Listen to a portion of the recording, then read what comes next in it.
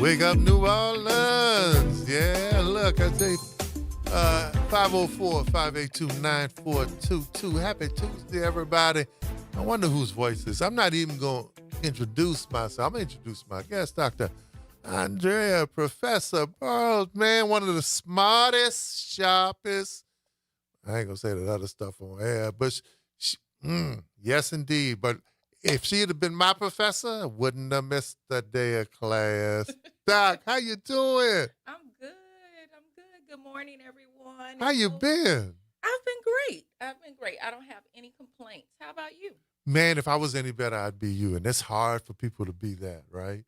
But it's been really, really, really good to our WBOK audience. You know, I've come here a few times and filled in as guest host. I've been on Gerard's show, but just working every day, you know, and trying to help my planet, you know, focusing on mentoring again. And Ollie, man, look, you see Ollie? Ollie is going to be 10 September the 6th, He's Doc. sharp. He getting big too, man. Yeah. And, time flies. yeah, so been doing really good, enjoying what I'm doing, always praying for my city. And, of course, you, I know you're on sabbatical and working on your third book, right? Correct. So, Yes. so tell us, how's that going? You know, it's interesting because all of my work, the through line is Black resistance. Black resistance yes. and social justice. And so that encompasses so many different things. The issue that encompasses so many things. Right. Again, I'm sorry for those of you Yeah, that break it didn't hear down me. because most people think resistance is just about war, battle, using life, becoming a martyr. Man, resistance is so many different things. Talk to me. We're actively engaging, many of us, in Black resistance daily, Without even people knowing with it. that all day long, without even thinking about it as actual Black resistance. And also, I am distinguishing, right? There are all forms of resistance, but there is something very distinct for a lot of different reasons when we speak specifically to the way in which Black people resist. And so, and more specifically, African Americans. And so, but the point is that I have been busy with that, you know, through all books, but on into the third, just from different angles. And it's an interesting thing, particularly because we are seeing some of the greatest rollbacks historically for Black people as I'm writing. And there are so many overwhelming sets of dynamics that are playing out to the point where I'm on the ground. Like much of my work, I'm pulling actively from being involved actively. And it's just at a point where there are so many things going down, I can almost there's no way to get to it all. I want to stay there for our listening audience, 504-582-9422. You know, as you know, one of the things we have in common is the Black experience. Yes, for sure. For sure. St. Louis girl and little 9-1 New Orleans boy. But the other thing we do is the data and stats on our community. And I was a speaker in St. James for their NAACP banquet. I talk all over on Black economics and infrastructure and stuff. And I'm fascinated like you. Not fascinated, but the data does not support progress, right? And it is interesting over the last several years. So though we celebrate how fabulous and resilient we are and the fact that we've been able to resist, when you listen to Claude Anderson, Kim Rowan, when you watch the actual numbers, we're actually poorer per capita than we were 150 years ago, especially if you take out land. We celebrate Black women, but right here in Louisiana, they're down to 47 cents on a dollar. Yeah. I think nationally, and first of all, thanks to you, I've started to focus more on the data around women and children because, you know, my expertise was in men before. Yeah. But I think Black women lost 600,000 jobs in the last couple years. So talk about how some of us and actually more. Yeah. It's increasing. Yeah. How some of us are oblivious to the fact where they live in their bubbles. And I was reading an article which said that we used to be connected to the community.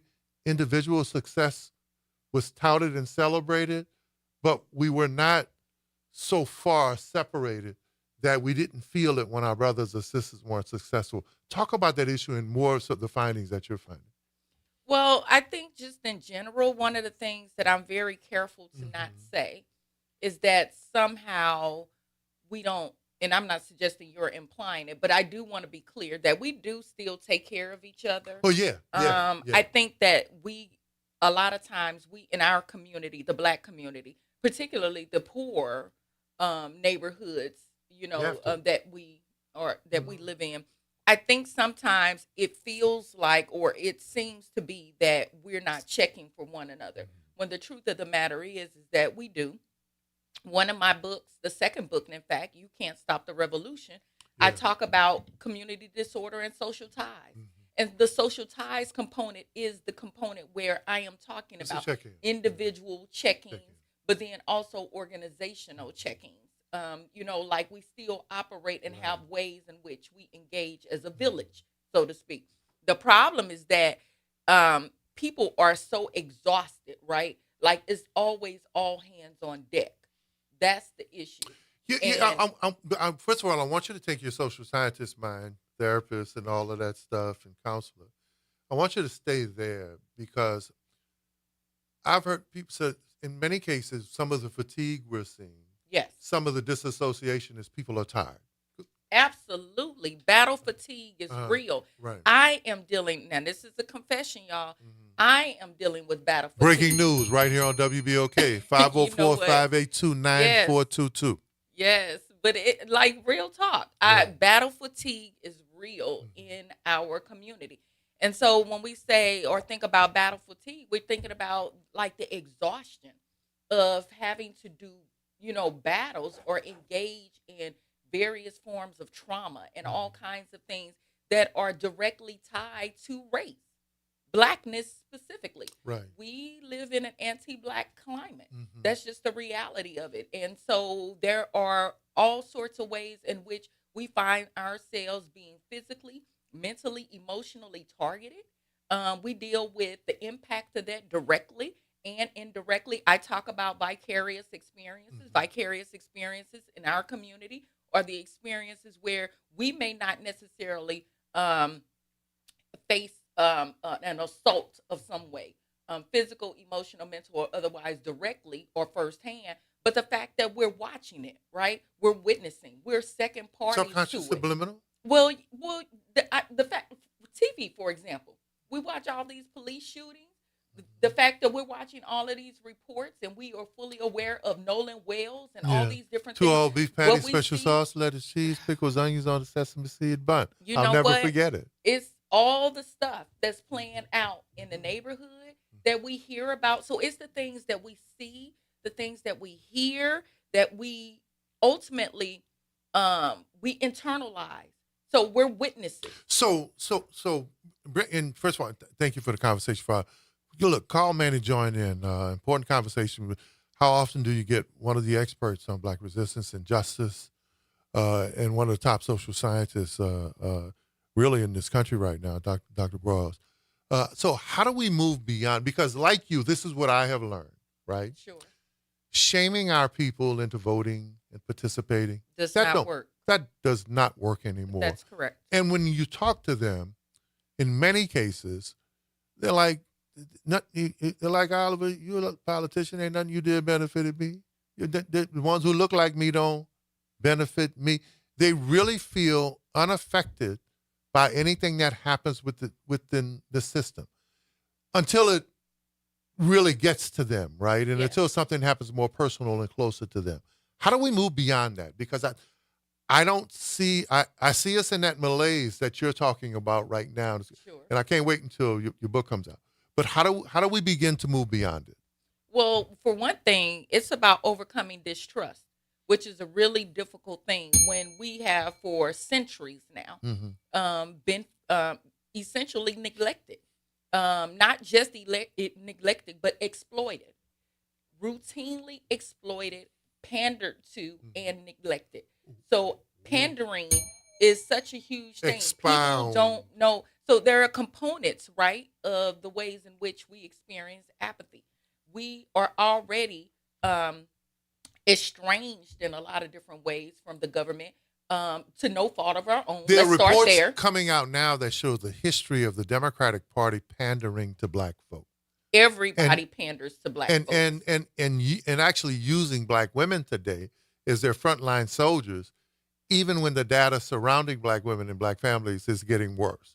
More often than not, what we're seeing recently is Mhm. that black women can be boots on the ground and front line With in no the work, benefit. but you can't hold the office. Not the ones Mhm. that make significant change or a Mhm. significant difference. Like you can't be the face.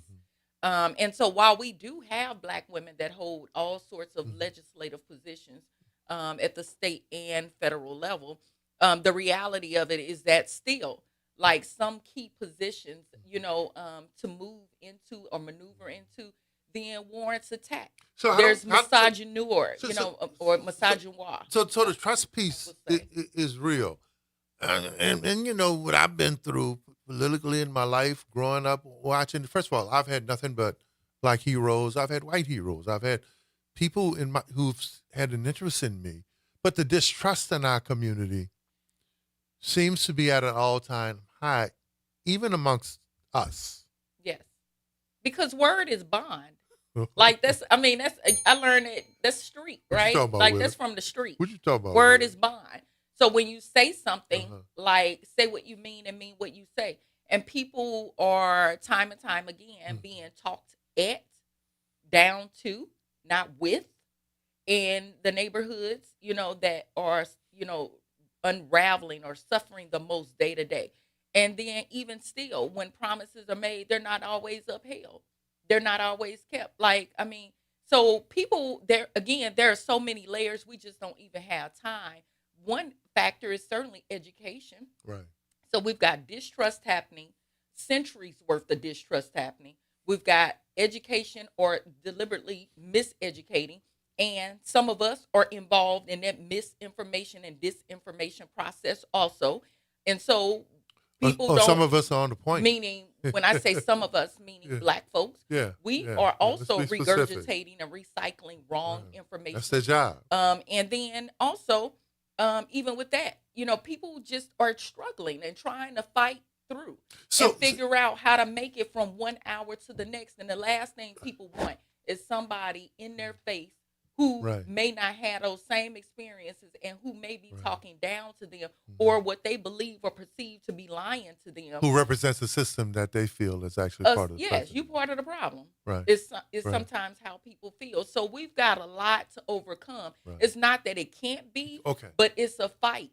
It is there are different fights, So, and so, even that is resistance. so do you see? Because I'm looking at the malaise now, right, and the apathy. I'll never forget in the barbershop over by Palms, Wade Crutchfield, and we were talking about. And Wade is always in intellectual, social discussions, in the barbershop and the beauty shop, man. But over at Palms, man, we really get into it. Same thing over at headquarters with Jamal and many other places, right? But we were imploring a young man a few years ago to vote. And so, I started telling him, man, people died. Man, people walked in no shoes to vote. He said, that's too bad.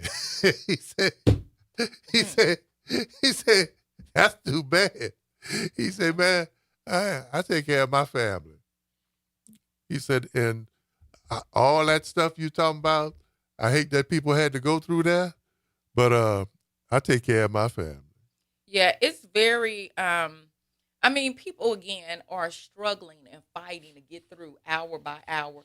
Yes, we want them to make the connections and say, "Hey, Right. but if you move and go vote, this works and this." Right. But even a conversation about getting people to vote, like that is we a lot of times talk about that as if it's a black and white issue. This really Voting, not. just simply getting people registered and getting people White to people the ain't vote. polls. White people ain't vote That's neither. not You look at that's many not the places end around this all country. be You're all either absolutely to change, correct. because if they get to the poll and they don't even know the issue Right. or what to vote for, it could actually worsen So, circumstances. so much of this country is turned off, period. It's not just black folk. You're absolutely correct. Line number one, the great one, Brother Aaron.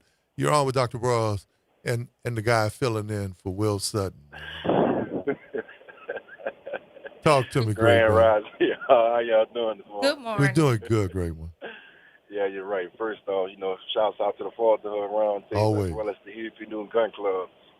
Um, I like the conversation this morning. I hope that we need to have more conversations like this. One of the problems that we have is that once this radio station or once the show is over and the conversation over, so is the action plan and the organizing plan as well.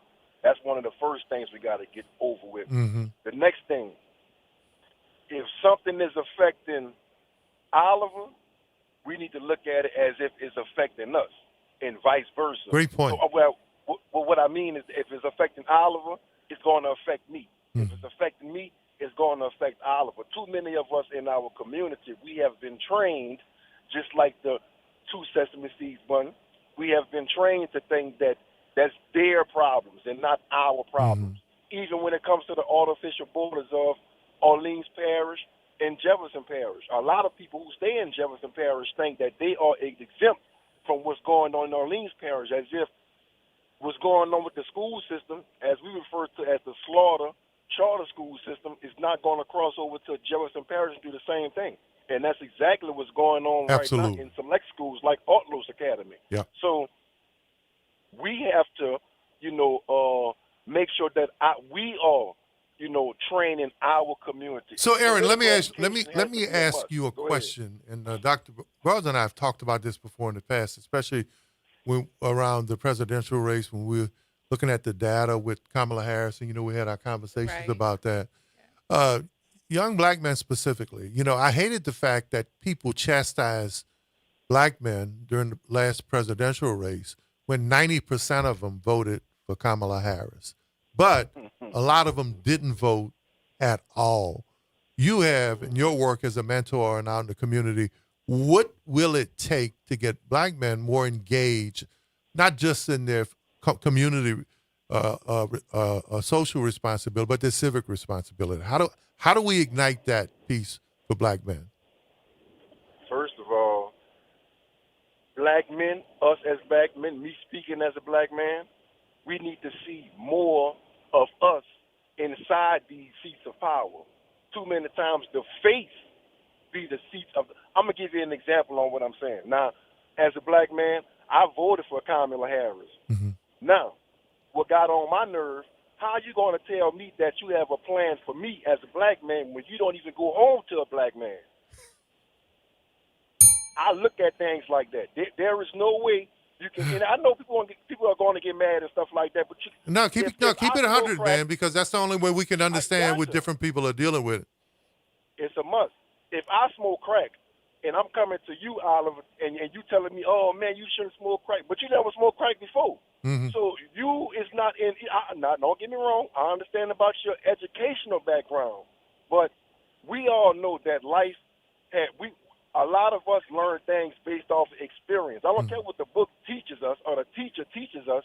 A lot of times we learn how to be black because of our experience. We learn how to be parents because of our experience. We learn how to be teachers because of our experience. Now, that's not excluding what you learn from school. How I drive trucks for a living. Mm-hmm. Damn near everything that CDL book taught me, I cannot use that in the real world. I had to go through some real life things out here in this world to understand about truck driving, and I'm still not finished learning.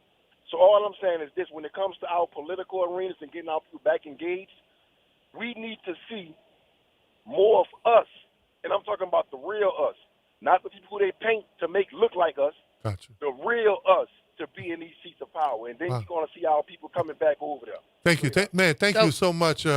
yes, Ooh, thank you. oh, So a couple he said things. a lot. Yes. So a couple things. One, I believe it was like 80%, somewhere in the 80s, that black men Okay. voted for Okay. Kamala Harris, and 90, No, in the high 92% 90s. of black women. Yes. Yeah, 92. And so, but also one point that I'd like to raise is that there's a double standard.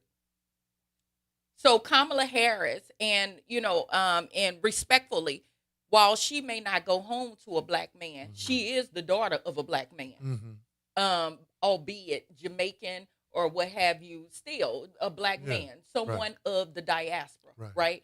And so I want to be clear about these are the kinds of things, and thankfully, this brother announces that, he supported her or Yeah, what have voted you, for her. whatever the case Yeah, he might was an be. active supporter of My for point, her. yes. My point is that people pick candidates apart in the Black community in that way. Issues that would Don't I never, know? issues and concerns that would never be on the table Right. for a white candidate or a male candidate suddenly becomes crucial Mhm. and becomes the root to which people hang their hat on to not vote for a Black woman or to not support. Because how then, of all the numbers of presidents, white presidents that have been here in the U.S., in what room will we have a conversation that they can't, that somehow the Black community is not going to vote for, let's say, Bill Clinton, let's say, Right. just whoever, right? In what room would that conversation be had that he could not support or do anything for a Black man because he didn't go home to a Black man or a Black woman, right? So Well, we're going to go to break, but when we come back, he also said something else that was important that caught my attention. He said in many cases, he said, some of the people who are the problem are the ones who look like us, yes, and we need more images of people. and Black women tend to not do that too. We Yeah. need more images of people who can actually connect to us. That and a whole lot more on WBOK 1230 Yes, there's a AM. lot. Yes, That was a lot, Brother there's Aaron. a lot. We gonna get back Give to us a it. call, man, 504-582-9422. Then we're going to get into some of these subsets of these issues. New Orleans is talking about affordable housing again. The data's getting worse since the conversation about the need started. How does that happen? OT, it's already repeated. Call me out. Dr. Royal will be back on WBOK 1230 AM with New Orleans is talking about all day long.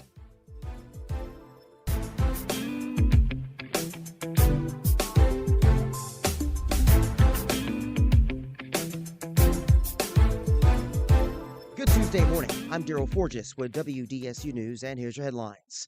Today, Mayor Helena Moreno says demolition on the Lindy Boggs Medical Center will begin this morning. The site will be converted into a 4 million gallon stormwater retention facility as part of a plan that could later bring housing and retail to the property.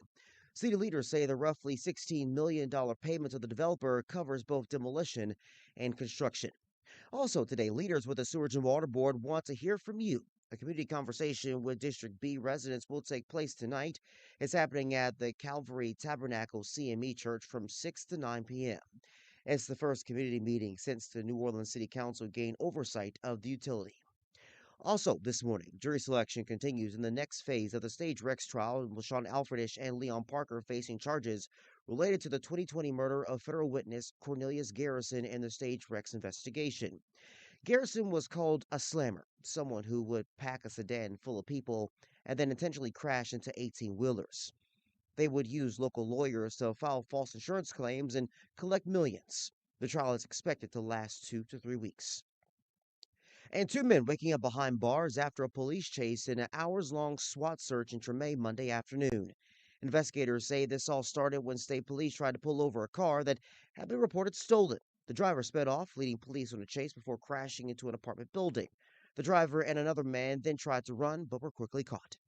I'm Daryl Forges. That's your headlines for WBOK, and have a great day. This is Monica Pierre along with Sally Ann Roberts Daybone, co-host of Your Power is On. Tune in Sunday mornings from 7 to 8 a.m. for music that feeds the spirit. Get your Sunday on. Right here on WBOK 1230 AM and WBOK1230.com, the station you listen to all day long.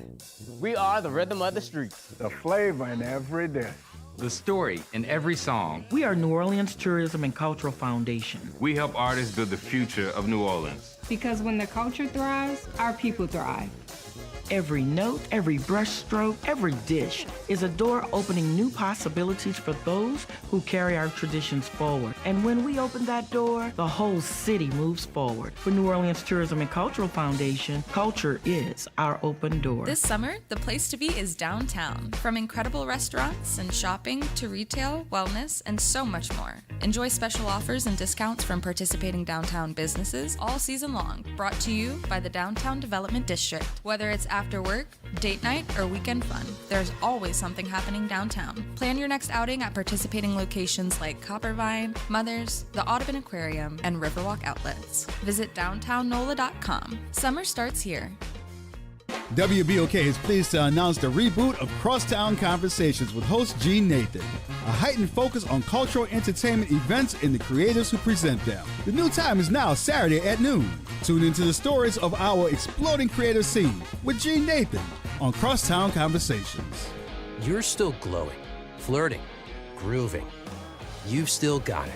But your immune system weakens as you age, making it harder to fight illnesses like pneumococcal pneumonia and RSV. Vaccines are a key part of any health routine and can help protect you from getting really sick. Ask your doctor or pharmacist which vaccines you need. See more at PfizerForAll.com. Sponsored by Pfizer.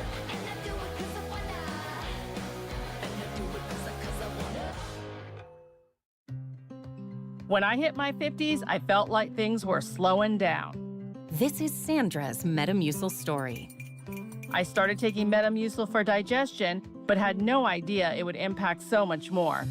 Not only did Metamucil help me feel more regular, but my heart health saw the benefits too.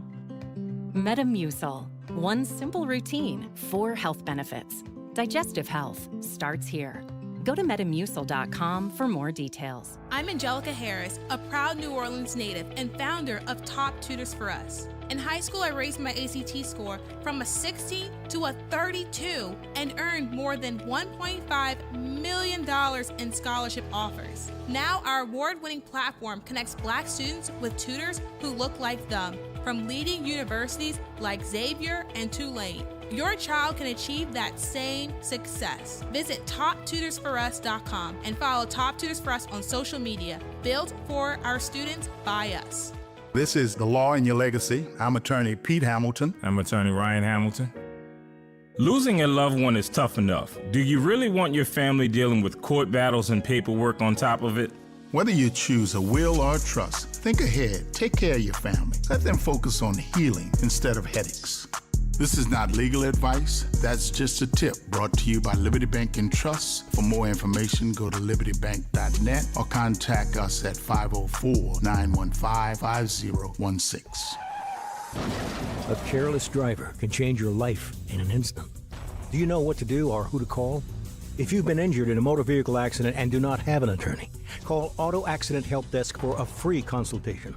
We can answer all of your questions and estimate the potential value of your case. Call Auto Accident Help Desk and connect with an expert personal injury attorney. Call 800-269-4524.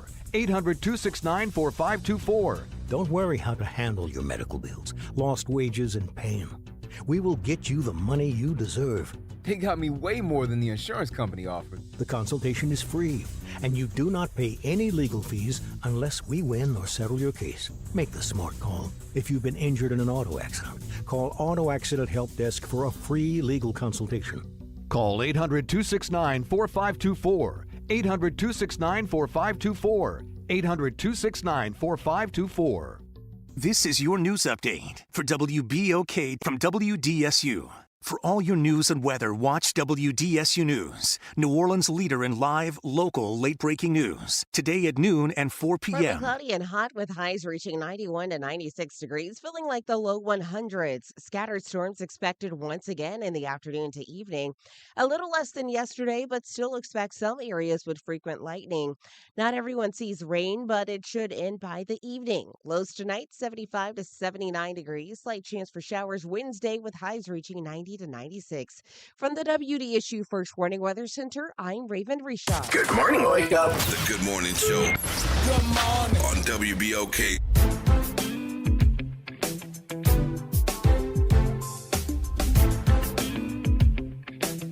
We are back, Doc and OT filling in for Will Sutton and Bro Brown and Fast Eddie and all those other, man, just that whole repertoire of hosts right here from the Good Morning Show all the way to the Reality Check and all the other specialty shows right here on WBOK 1230 AM.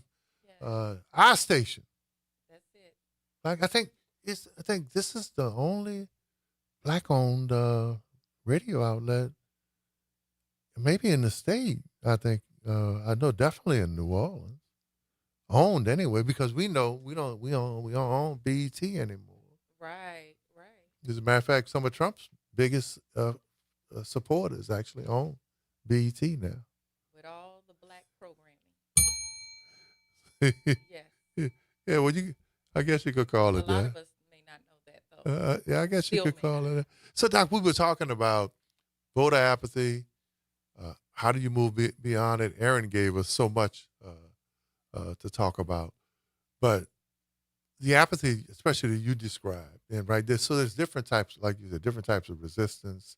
There's different types of the categories for different things. Yes.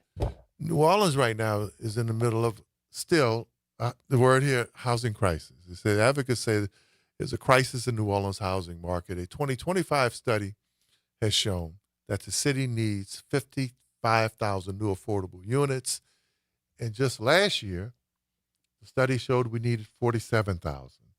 So in the midst of a study and the Housing Trust Fund and a vote that was taken to create a Housing Trust Fund, Doc, could some of that apathy and frustration be because in the middle of me giving you my money, in the middle of you highlighting this a problem, it's getting worse, as my little cousin would say. That would frustrate people. Absolutely, because then people want to understand. Like, well, first off, if with the housing crisis, then what are we hearing most about? Like, we're not hearing much to do with the housing crisis. The headlines are reading the rollbacks in terms of political offices. We have issues emerging, specifically.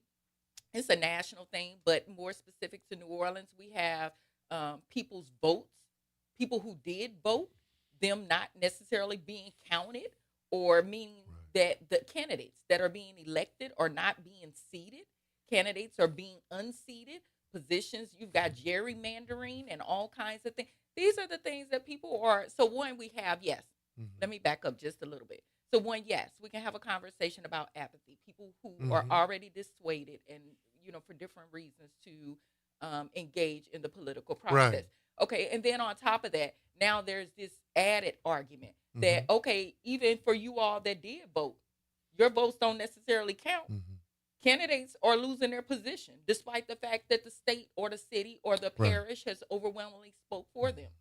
People are so all of being these written things, out. all of these things add to the frustration. Yes, and it adds to the frustration in real time. One of the things. Let me do this, OT. I want to just say good morning. We'll to call some her. of Hold the on folks, a minute, Miss Alicia. We'll get to you as soon as that Dr. are Broad also finishes. online. Good morning, Brian. I see Jacqueline. Good morning, you all. Charles. Good morning. Good morning, Alicia. Good morning, Karen. Let's see. Ryan, Rick. Good morning to you. So if I missed someone, I'll circle back. But just wanted to take a second to say good morning to you. We're having this great conversation.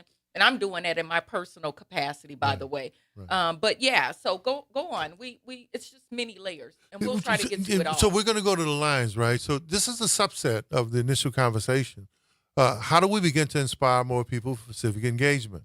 We implore people, we cajole them, we blame them, we threaten them, we shame them, and that's not working today. So when this housing data that it's shown for quite some time, that communities are being gentrified, that working class people are being pushed out of the neighborhoods they grew up in, and then here, right in the middle of an effort to create a housing trust fund, we find that it's getting even worse. Yeah. Line number one, Miss Alicia, good morning. God bless you. You're on with Dr. Broad. Good morning. Good morning, Councilman. Good morning, Dr. Boyles. It's hot this morning. Yes. You all are hitting a bunch of points. As far as the affordable housing, it's a joke. It is really a joke. We've made it where we can give these developers money to come and build these apartments, and they get to keep people in there for 5 years, and then they throw them out.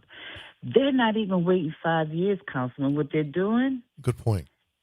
They have Airbnbs in those apartments where it's supposed to be for the affordable people. My friend in that new place on O.C. Haley, across the street from the school, she got to hit a bam, bam, boom, boom on weekends because the person who's supposed to have it, that's an Airbnb. Right. And it's throughout that building that is supposed to be for seniors. And it's not fair. We have these developers coming here making all this money, and they're not taking care of what they're supposed to be taking care of. Also, when it comes to the voting, I have registered more foreigners than our own people. And like I have said before, you have to educate them to vote, to tell them why it is important for them to go and vote. Mm-hmm. And that's a task I love to do whenever they say, I don't want to sit and do jury duty. I don't have a problem standing up there telling them why you should want to do jury duty. Jury duty saves you, your family, your brother, your daddy, your cousin from going to jail and they didn't do anything, or to get these extensive sentences. And the last thing I want to say, you see this go around, just like, for the judges that we have to vote for, just like the amendments and what Landry has done to our judges, I think there's going to be a backlash on him. I'm sorry, Judge Fuller is not in this race or in a race because he's phenomenal. He's a legal scholar, and I think he's going to be missed on the bench. But we got to keep on keeping on. And the last thing I'm going to say is the candidates that need to show the people what they're about to get them excited about going to vote and possibly voting for them. Absolutely. Great Y'all have point. a good one. Thank you. Have a great day, great week. A couple things to unpack.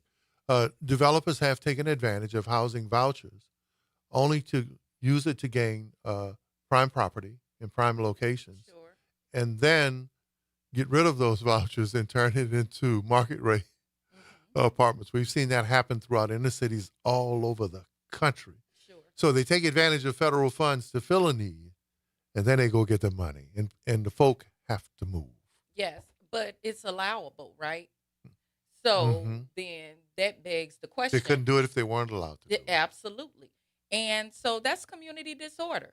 I argue, in my work that oftentimes when we hear community disorder, officials or folks with authority like to propose or imply that begins with the people at the ground level.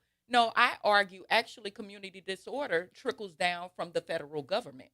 It trickles down from the federal to the state to the local, whatever the case might be, that then leaves the people in the community having to respond to it.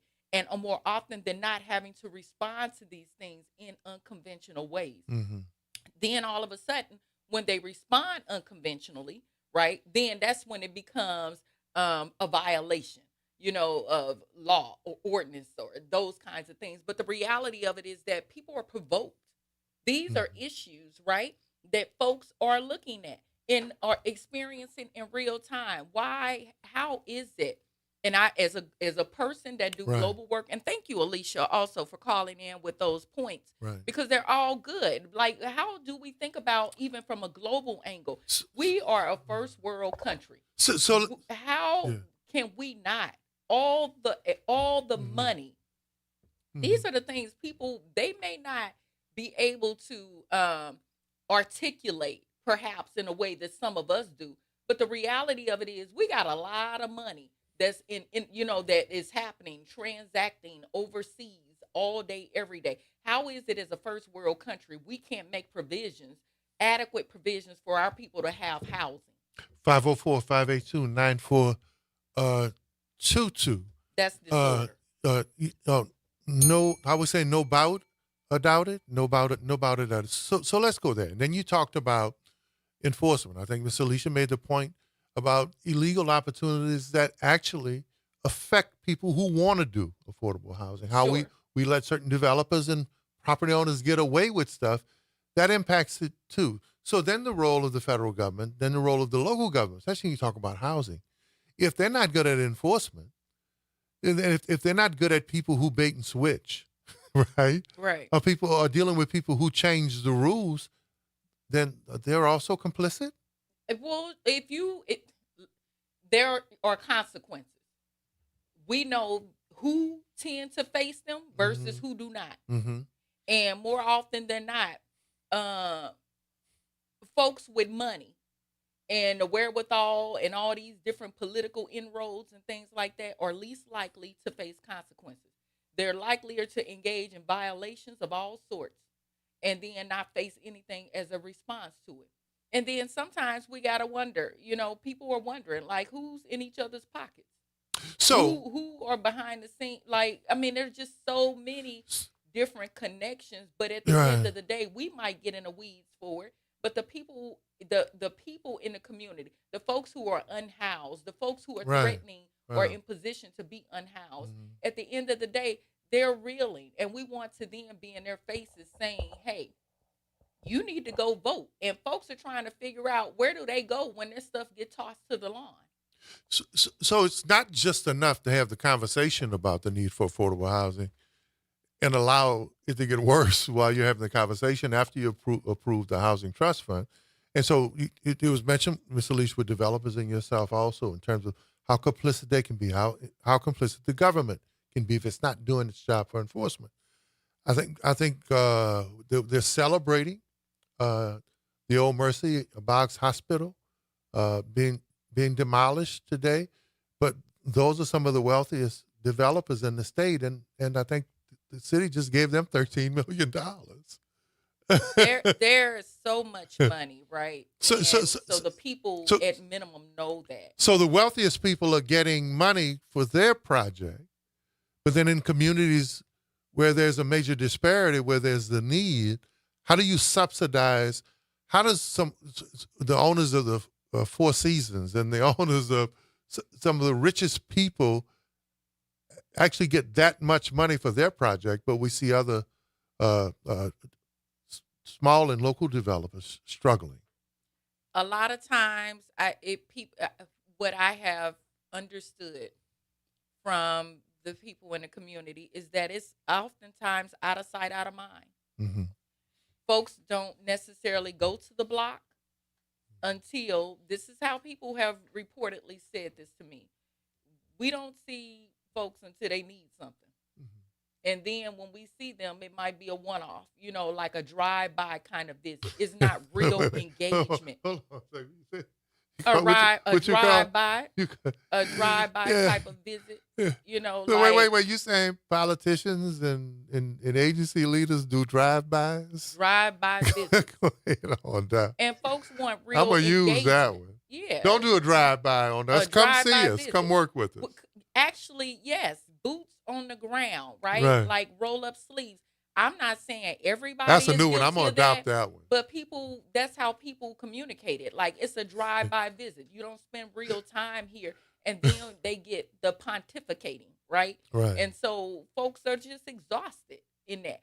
I'm still saying that I think there's some work to do, and we can overcome as a people apathy in a lot of different ways. But I'm also clear and being realistic. 504-582. People either don't. That's the other thing. Some candidates people just don't like. So there's some grooming that needs to happen. Also at the ground level, out of the community, not, that people can actually relate to. Well, you did say there's different kinds of resistance, and there's different types of crime. These issues are so loaded. But you said the political class is doing a drive-by. Drive-by visit.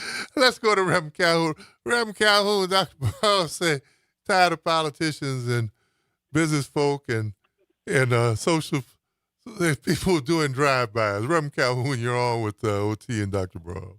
So, Oliver, that's you? Hey, yes. Oh, hey, uh-oh. Good morning, good morning. Good morning, the mayor of the Ninth Ward. Yeah, I got one quick question. Jamie Davis. Mm-hmm. Has the Democratic Party gotten behind him? I know you're in the know with all this kind of stuff. He was here in the Lower Ninth Ward last week, and I'm just trying to find out, is the Democratic Party writing him off, or because I'm not hearing anything. I'm not hearing any push coming out to. Well, I do believe he has a legitimate shot at flipping that seat. Look, Dr. Brown and I have said, we touched on it and we've said it in the past, is the Democratic Party in many cases is as complicit as using or marginalizing especially black voters, as anybody. And they have consistently taken that community for granted. And you have too many of them, especially in the state Democratic Party, and maybe not within the party, but in Democratic leaders that I personally know of who have one toe with the Democrat and they got a foot over here with the Republican. Absolutely. They're hedging their bets because they don't believe the Democrat can win. And that's some of our top black Democratic officials in the state. They play both sides. Well, I think it's up to us, though, because, again, I do think he has a legitimate shot. I mean, look, anytime you're in the game, anytime, as a former athlete, I know anytime you're in the game, you got a shot. But then at some point, you got to look around and see, if your team's going to set a pick for you, if they're going to block for you, and if folk are coming to practice. And they got a whole lot of plays that are being called that are adverse to the team winning. So let's hope we get beyond that. Well, I'm just looking now to see what we can do to move this thing Great forward. point. Great point, Reb. As always, Reb, bless you, man. And let's do lunch in a couple of weeks, man. I'll be in town for the next couple of weeks. All right, well, let's do that because we had Ro Brown actually come back to the lower nine last week. Yeah, man, we got to set up something back in Florida. We got to have another walk the pipe contest. We got to find somewhere where we can a pitch to the line where Coleman's used to be. Y'all played that walk the pipe stuff. I didn't go do all that. I went to Galvin Street and went across. Yeah, I know. Well, hey, Gilbert, my cousin, one of your bad friends, told me I had to walk the pipe. All right, man. Love you, man. Appreciate you, all man. Right, line number 2, Ryan. Ryan, good morning. God bless you. All with Dr. Brawls and OT. Hey, y'all. How we doing? Good morning. Good morning. It's almost satiric, the trickle down corruption. I'm gonna, they demonize groups like the Democratic Socialists of America, but they're corporate welfare and those fellows making this legislation are the main and like you said, these corporations with housing are the main beneficiaries of corporate welfare and basically socialist agenda. They got all the money. Yeah, I think that was Miss Alicia and Dr. Brawl's point is that in many cases, those programs that are supposed to help with affordable housing or affordable anything, or even access to food, does it help is it more for the grocers or more for the people who need the nutrition? So I'll never forget when I was at Harvard and Kennedy School, we did a study on that, which showed that, Ryan, you're correct. Even most of the social programs that you think are supposed to help people actually benefit the suppliers, not the people in the need. I'm sorry, Ryan, I didn't want to cut you off. You made a good point. No, exactly, yeah. And so my other thing I wanted to say is the ultimate gaslighters. They're throwing out all these concerns about election security, but it does make you wonder if they're so bold, what do they know, and what actions have they taken to try to, if they start to smell blood on the other side, are they gonna rig it? Because who's gonna stop them at this point when they've basically taken complete control over all the checks and balances? So it's a major concern. Well, look, I used to not be a conspiracy theorist, but until I thought that OJ did it, right? But but I've learned so much more in my life, and understand, I think rigging anywhere, human beings are involved. There's rigging, there are conspirators, co-conspirators, and there's potentially cheating. So I think you're right. We appreciate. How could they be so bold otherwise? That's my thing. It was pretty wild. All right. Hey, Ryan, appreciate you, man. Thank you. God bless you, good brother. Also, good morning to Ermel. I see Cliff. I think I may have skipped Deborah. Good morning. We got folks jumping on. We got, man, first of all, great conversation. Thank you guys and to our callers, man, all added and the folk who are online. And, of course, anytime you got as big a brain, as fantastic a person as Dr. Buzz in the house, the conversation is going to be good and stimulating. One of our top social scientists. I can't wait till you finish this third book. Guys, we're going to take a break, and when we come back down, hold on. We'll be back after the break. WBOK 12:30 a.m. New Orleans is talking about all day long, baby. Yeah. Oh.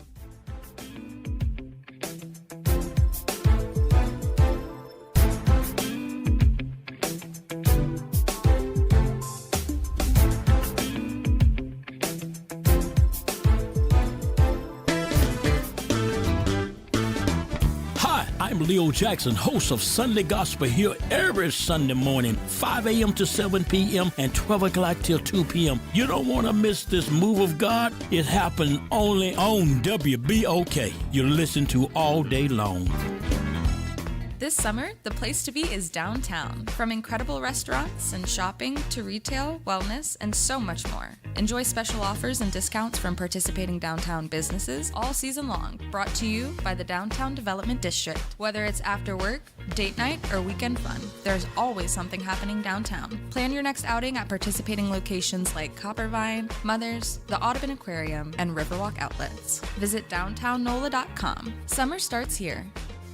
This is The Law in Your Legacy. I'm attorney Pete Hamilton. I'm attorney Ryan Hamilton. When it comes to family planning, should you go with a will or a trust? A will is like leaving instructions to the court. It tells them who gets what, but your family still has to go through a succession, which can be costly and time-consuming. A trust, on the other hand, avoids court altogether. So when the time comes, everything transfers smoothly to your loved ones. It's a little more work up front, but way less hassle and expense later. Plan smart, save time, and take care of your family. This is not legal advice. That's just a tip brought to you by Liberty Bank and Trust. For more information, go to libertybank.net or contact us at 504-915-5016. This is Andronika Morris, host of Put Housing First. Join us every Tuesday at 12 o'clock, where we will discuss how housing affects every aspect of our lives and what's necessary, what's needed to guarantee housing for all. Join us every Tuesday at 12 o'clock as we dig down deep onto the issues that affect all of us.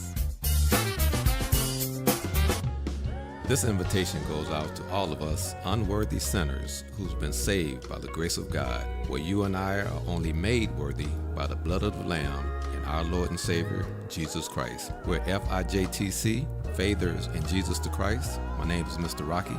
You can tune in to WBOK 12:30 a.m. Sunday mornings from 8:30 a.m. to 9 a.m. Hope to see you there. Good morning, wake up. The Good Morning Show. Good morning. On WBOK.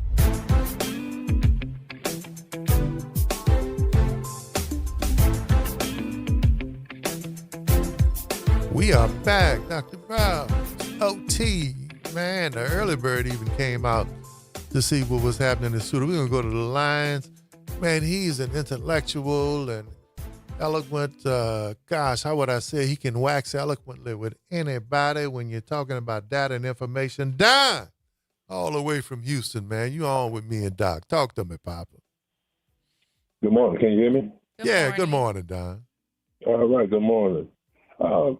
Dr. Boyles and Honorable Thomas, Honorable Oliver Thomas, do you remember the report back in April of '93 at Nation at Risk about the painted picture of, I guess, more public education? I remember the term in the headlines, "A Nation at Risk." I remember that I was just finishing up college, man, trying to get in the workforce around then. But I do remember the headline, the title. I do, Don. Yeah, it went on. "A Nation at Risk." Uh-huh. Some people say it was informative, but it was very damaging in its findings about the state of public education as a competitive institution in the world. Yeah, that's in those 80s, they did the rankings in terms of comprehension, math, reading, with Japan, France, and a lot of other emerging companies. That I think in that piece, it talked about America's failing education system. Yeah, it was a one-size-fit-all type of look at public education, because it never considered, for instance, we have career and technical education today, and it's some of the points that it had was low standards, okay, global competition, poor training of the teachers, and low expectation was some of the negative. And some of the recommendation was more requirements of math, science, our STEM. Yeah, that's a heavy even piece. English. That's when the shift came away from vocational training and craftsmen, which is where we've lost billions, where they're focused on math and science in many cases. Our communities really, really lost out when they did that. So, but yeah, that's a whole deeper conversation. But go ahead. But good piece. Yeah, but it didn't address the socioeconomic issues of underfunded schools. For instance, you look today, they use to compare what it costs, what they charge us to incarcerate people, you know, the tune of about $42,000 a year. But yet that same, when it comes to public K through 12, pre-K through 12, early education through 12, or even 16, not just K through 12, but even preparing, allowing people to have dual credit education, which is more prominent today, to go through 16 years and come out of high school with a diploma and a associate's degree. Right. But they never considered the investment. I mean, they're continually cutting funding for public education. Right. And they're cutting free and reduced lunch. I mean, it's a total insult for the last 40 plus years on public education. And now you have what you call public charters. Yeah. You have vouchers. You have all these things that continue to Good point, not offer solutions, but use it as a way to raid and disregard and try to dismantle Thank you, Don. public education. Thank you, Don. Great point. One more thing, OT. Yeah, we're about to cut off. We got the guests come, but go ahead. More students are graduating. More students are going to college. More schools are acquiring skills and having post-secondary education. Yeah, they don't consider that, even with all the cuts. Great point, More man. students are graduating high school. We need to probably do 100 years ago. 20% of high school, 20% of teenagers had a high school diploma. Oh, I Today, want Dr. Burroughs to 89% be able to, graduate. as an educator, I want Dr. Burroughs to be able to comment because this is a heavy piece you just laid out. Part of that breakdown that you're talking about, talk about education. Let's talk about how to revise education, but then data getting worse. I think, at the start of the conversation this morning, we were talking about how our community is being misinformed, miseducated, undereducated, and all those different things. Thank you, Don. And so I want to circle back to that. We are living in a time where we're seeing an overwhelming disinformation campaign, right? People don't know what to believe. I mean, if we're thinking about how people are voting, I'm kind of blending these issues, but it matters because what is it that our people are getting? What kinds of information, be it at the school or through school systems or otherwise? Those are conversations we ought to be having. What is the information they're consuming? What's the information, yes, that we are taking in? There's an argument to be made when we're thinking about the political Johnny sphere Cochran, garbage in, garbage out? That folks have been playing the long game. That people have been playing the long game. So that's a conversation that we can also continue.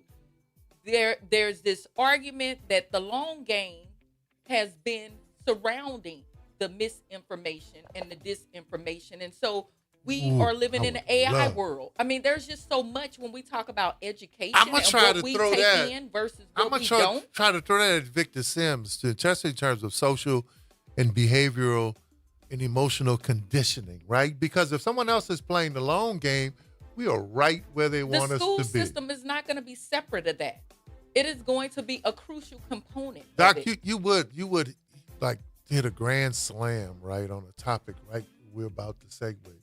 But Victor Sims is so versatile. I want to hold on to that piece though, because that's too important. Especially when we talk about the behavior and mentally speaking and how you weave that piece in. Man, I love it when it all comes together, right? Look, we're going to take a break. WBOK 12:30 a.m. what New Orleans is talking about, huh? All day long. Vic.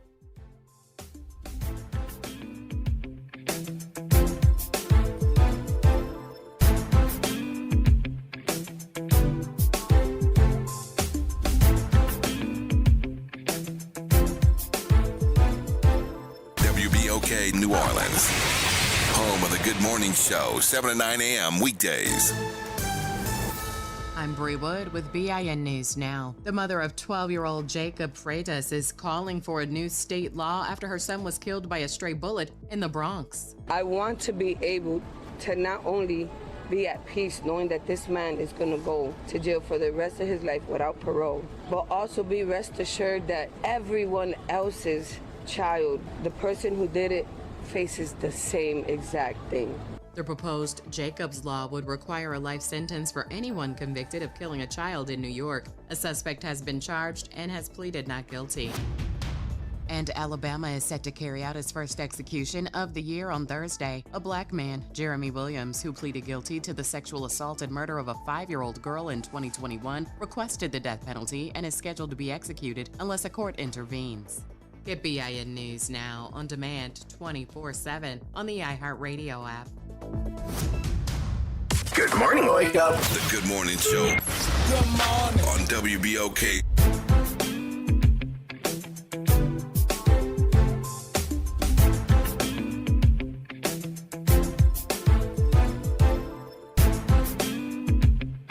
We are back, OT. Dr. Brown, social scientist extraordinaire.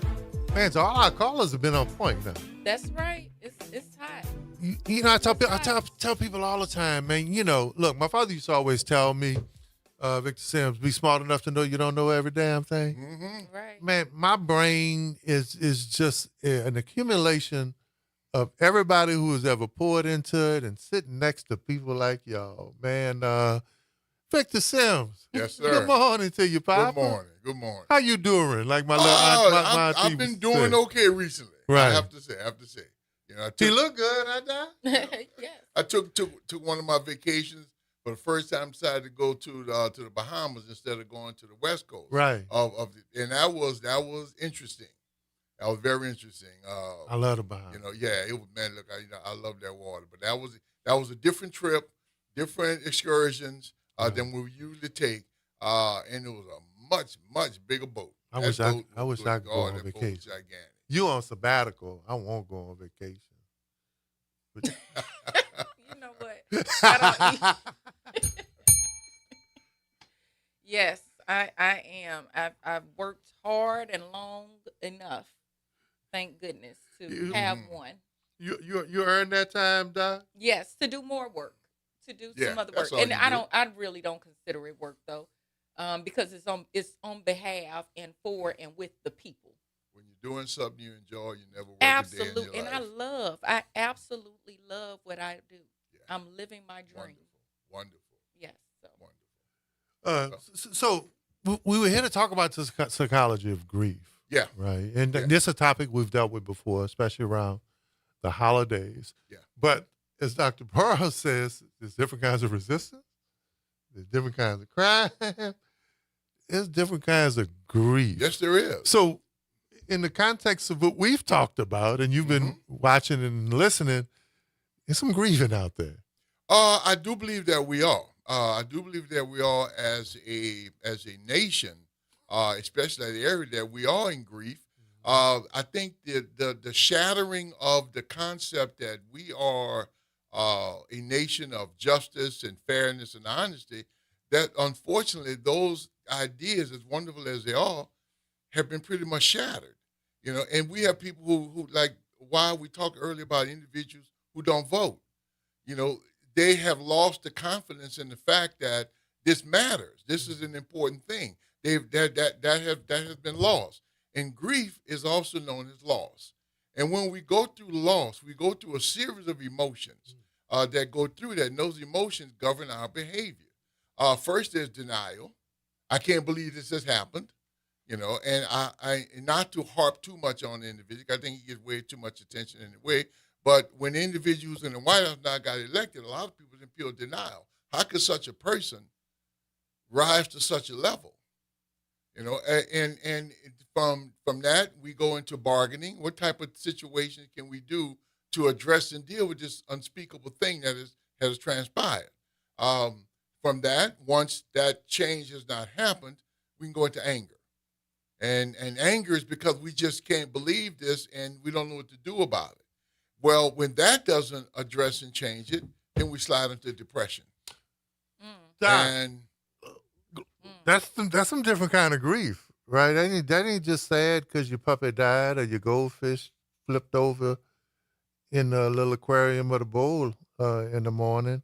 And as I was thinking about what you and I were talking about earlier, different kinds of resistance, different kinds of crime, grieving over loss could be jobs, housing, Absolutely. opportunity, education. Yes.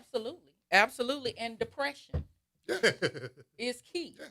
The loss of hope. Right. You know, there are so many things. Everything he said was so very loaded. And it is all applicable politically, socio-politically, and otherwise. So oftentimes, and I'm glad you zeroed in on all those things, because I think that sometimes we're thinking about loss or grief just as it implies to someone dying. Right. That kind of thing. And the reality of it is we can also apply death here. People are watching their hopes and dreams die. But that's kind of harsh, Don. No, that's how people feel in real time. They feel like they have, like, not maybe an aunt, an uncle, or a cousin or something, and they feel like their dreams or the possibilities for them to have a better day, a better life has died. If Dr. Or is dying. If Dr. Burroughs is correct, and I should say that you are, that would explain not only voter apathy, but voters saying we don't give a. Yeah. It doesn't matter. If I have watched a situation take place that I feel as though is just unjust, unfair, unreal, and we have a great deal of that, minimal individual interaction between individuals, or system-wide, the system isn't doing the things that we think is supposed to be done. And I am the victim of that, especially when it comes to housing. Right. Housing is a major, major component of a person's self-esteem. If that person cannot provide for themselves adequate housing, how do they feel about themselves? I want to deal with something. And y'all know I don't mind. My life is public, right? But I want to do something personal based on what you guys said. First of all, tough, wonderful conversation. 504-582-9422. You know, I was in office before, and then I was out office for a very long time, 14 years. Came back, I ran again, won the city council. Yeah. There were people who I was really cool with. I know they loved me, good friends, when I wasn't in office. Once I got elected again, I know they looked at me different. Okay. Once I got that political title, the energy kind of changed, Dr. Burroughs and Victor Sims. Well, I mean, that kind of explained. I know they still love me, you know, OT, we were still cool, but it was almost like, oh, no, man, you weren't in politicians again. That's real. If that person feels as though the label of politician, that's where I'm going, is one that of a negative definition, and you have entered into that realm, if that's their concept, might have loved me, but you with that group again. Yeah, then they will potentially have that reaction to it. And no, it's a reality of life. When we change stations, individuals may look at us entirely differently now, and how we react and respond as that person who we are will either validate their concerns or invalidate concerns, and then depending upon what their concerns are.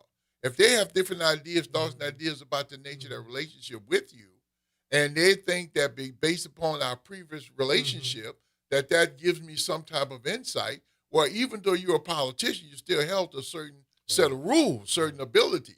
And if that individual feels as though that now they can possibly benefit in some way, shape, or form, but based on the rules and regulations, you're unable to do so, they can also look at you negatively too. That, you know, he's not what I thought he was because of that relationship.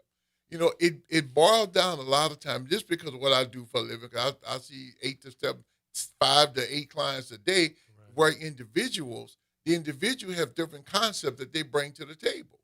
And they believe in those concepts to the point where they make all their judgment and decisions based upon them. And if something comes along to challenge that, they have a problem with that. And so even with the voting situation, if I feel as though this particular candidate or this particular political situation is not good for me, then why should I be involved in it? Not understanding the collective nature of your being involved is not just affecting just you, but all the people around you. And the constraints that are they're not looking at the depths of the the No. position and the constraints and what you can or cannot do. They're looking at you as being you part of their political class. Yeah, but and we have to be careful even with that, right? Okay. Because even though on some level we may not have changed with new positions and things like that, we're operating in privileged space. And so we've got to be careful, like that title in and of itself introduces a level of privilege They're not like and us. prestige, right? And so then we have to therefore do the work of the people to show them that I am still of you and among you and with you and not against you, right? Like respect is earned. And so, and that goes with any position, be it political or otherwise. We have to also be honest and reflexive and think about there is some measure of change. And so while, on one hand, you might say, I'm still just OT, at the end of the day, you're also just OT that's now sitting in these very, sort of bourgeois spaces where all of these capitalistic practices and things are going down. And whatever decisions are made, they're made as a result of the collective whole. So if you can make an individual decision, but at the end of the day, if the collective decision still was one that landed the people in a bad way, then it doesn't become, it's not always seen as, OT, it's seen as they, right? You become, so there are so many moving pieces to that. The council, the governor, the president, the mayor, our actions, the right? judge. It's our actions that show different. I could have that same argument as a doctor. Folks, when I earned my PhD, it was, or what have you, or different things, it's point. like, doc, so, she all that. She thinks she all that. No, I don't necessarily think, that's not how I feel. I might move a little different only to the degree that my job or the places and spaces I operate in might call for a different kind of education, a different kind of articulation. But at the core, who I am, I'm still the same person. But guess what? I can't stay there. I spend more time on a block than I do on campus. Let the proof be in the pudding, right? So we have to do the work of the people and not just be talking about it. That, at the end of the day, is what makes the difference. And that's the part that becomes the compromise or the controversy for the people. They don't want to just be talked at and talked to and talked over. They want to actually have real engagement. Be who you say you are. Say what you mean and mean what you say. So can grief ignite something in you? So how do you get to that point where you go from grieving to doing the work, right? Or collecting yourself? Because grief can be a... You can be motivated? Yes, it can be a great motivator. Okay. Because recognizing that whatever this loss is, whatever this, whether it's an opportunity, whether it's a person, whether or not the physical ability, whether or not it's political desire, But which it's is the disappointment in the system. But it can also ignite you to recognize how valuable that what you had actually is, and have you to appreciate it more. When I talk to individuals about specific grief of a loss of a person, and I acknowledge the loss. Don't try to, because it's emotionally uncomfortable, don't run away from it. You got to embrace that difficulty, because if you're so involved in the loss, you might be forgetting what you still got going for you. Great point. You're sitting right next to you. So even if there is a loss. So you can be complicit in the fact that, well, I always have this comment with folk, Doc and Vic, is that when I'm talking about civic engagement, I will have some people who say, man, I'm just fed up. I don't fool with politics. And then I say, yeah, but it fool with you. Every day. Yeah. And so the question I would have for that person, because I do individual, why do you feel that way? Do you fully, and I would be hoping he would say something, we get into the conversation, do you fully understand what politics is? Because I don't think a lot of people fully understand what it actually is. It is a decision-making factor for everything that we do within this society. And it's not just the person. It's not just Donald Trump or Joe Biden or Obama or Landry or Marino or Cantrell. Politics is a whole body of things. Politics, I mean, if you walk out of your door, you're into politics. When you're in your door, you're dealing with politics.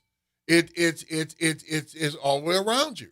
But a lot of people feel as though if something isn't going the way I want it to go, that's where the grief issue comes in. The anger, maybe the depression, the feeling as though, why should I give a crap when the emotional difficulties I'm going to have based upon things not going like I want them to go is going to happen. So I decide I'm just going to just let it go. I'm just not going to be involved. Or if I have this idea that because it doesn't go my particular way, that somehow it's rigged or it's crooked. One of the worst things we can do in our society, and this is my concept, is to feel as though the system is completely and totally rigged. If that's the fact, then what are we doing? So then I will challenge a little bit. Okay. Only to the degree that as a, sociologist, my argument, a critical one, my argument is that these systems aren't rigged, but they are actually working the way they were designed to. These systems, I always go back to the very beginning. At the root, I caution us to not think about these things as one-offs. This shock effect, right? Like, oh my gosh, I can't believe. It's reality. Oh my goodness, this just happened. That just happened.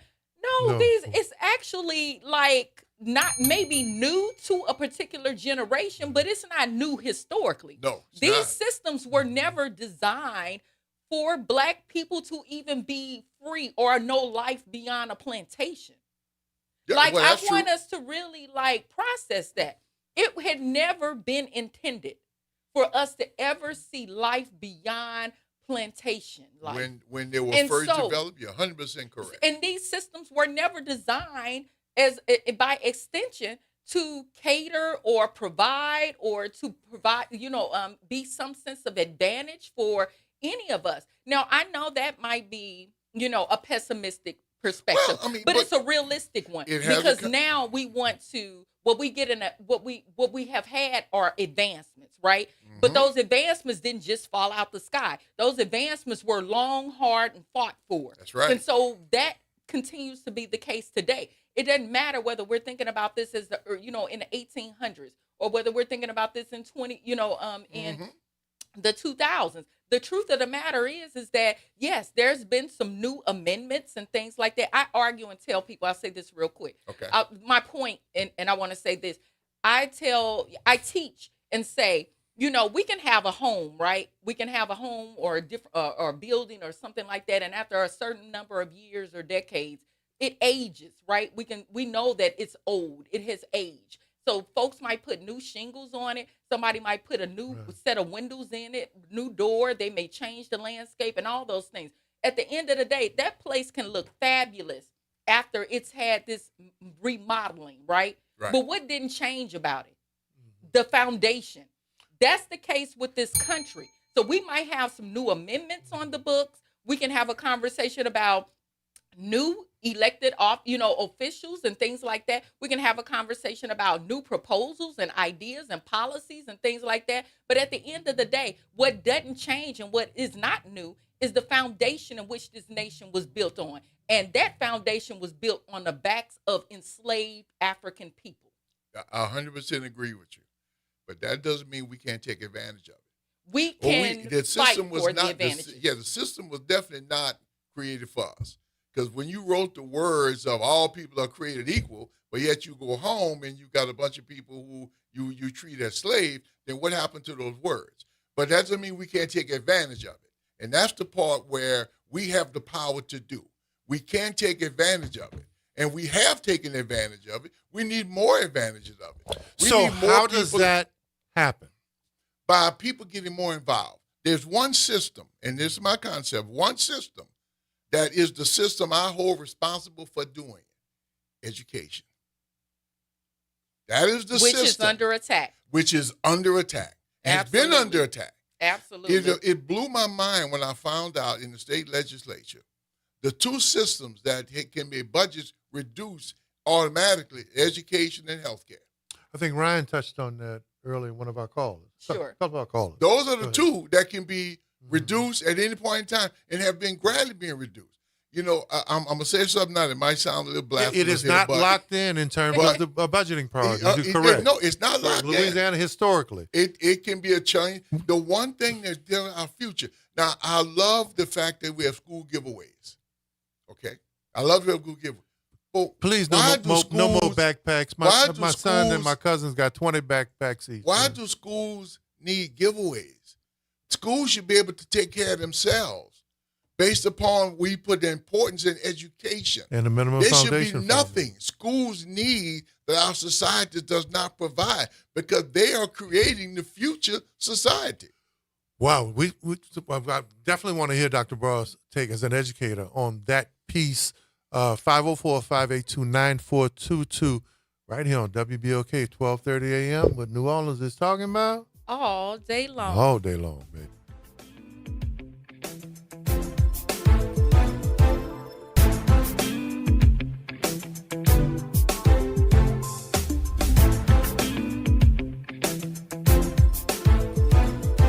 Tuesday morning, I'm Daryl Forges with WDSU News, and here's your headlines. Today, Mayor Helena Moreno says demolition on the Lindy Boggs Medical Center will begin this morning. The site will be converted into a 4 million-gallon stormwater retention facility as part of a plan that could later bring housing and retail to the property.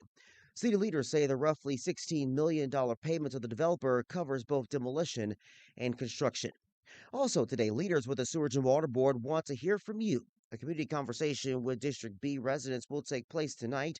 It's happening at the Calvary Tabernacle CME Church from 6 to 9 p.m.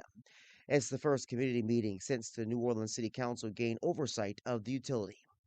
Also this morning, jury selection continues in the next phase of the Stage Rex trial, with Sean Alfredish and Leon Parker facing charges related to the 2020 murder of federal witness Cornelius Garrison in the Stage Rex investigation.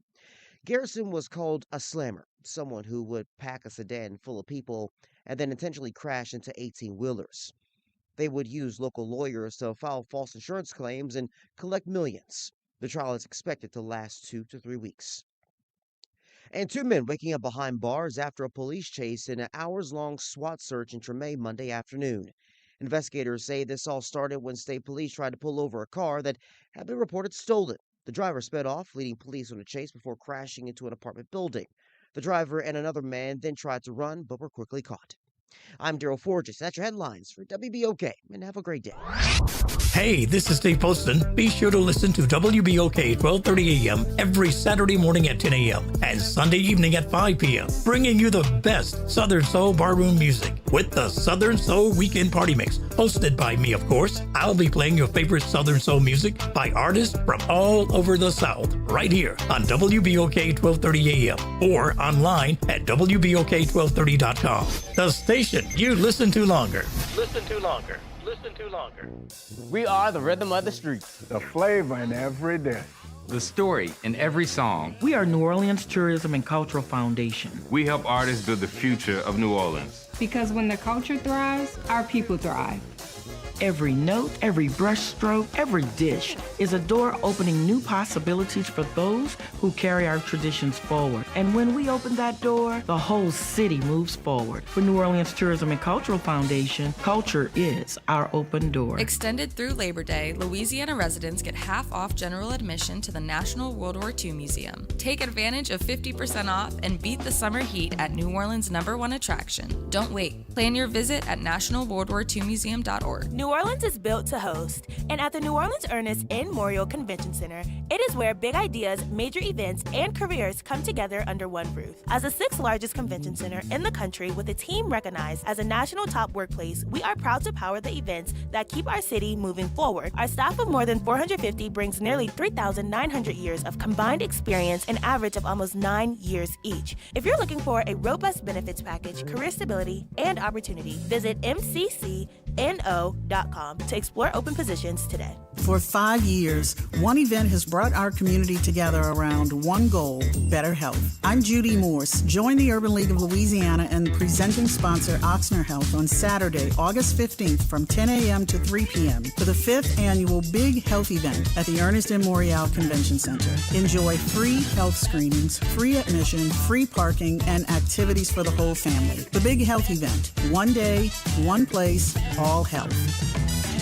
Ladies and gentlemen, boys and girls, welcome to another open enrollment update. Who do I have on the line today? Hi, you're speaking with Vanessa Scott of BSG of Louisiana. Can you tell us a little bit about what is open enrollment? The open enrollment period is for Medicare members that want to change from one plan to another. Why is open enrollment so important? Because a lot of people missed out on the annual enrollment period, so they need to have a one-on-one review. And if you have questions or concerns about your Medicare plans, what should you do? You just pick up the phone, call 504-621-3687. We even come out to your house. Zero cost to them. Get with BSG of Louisiana for your Medicare review. For church groups, senior communities, or disability organizations, call 504-621-3687. We are an independent insurance agency providing information about Medicare-related insurance plans. We are not connected or endorsed by Medicare or the U.S. government. This is your news update for WBOK from WDSU. For all your news and weather, watch WDSU News, New Orleans' leader in live, local, late-breaking news. Today at noon and 4 Partly p.m. cloudy and hot with highs reaching 91 to 96 degrees, feeling like the low 100s. Scattered storms expected once again in the afternoon to evening. A little less than yesterday, but still expect some areas with frequent lightning. Not everyone sees rain, but it should end by the evening. Lows tonight, 75 to 79 degrees. Slight chance for showers Wednesday with highs reaching 90 to 96. From the WDSU First Warning Weather Center, I'm Raven Rishaw. Good morning, wake up. The Good Morning Show. Good morning. On WBOK. We are back. 504-582-9422.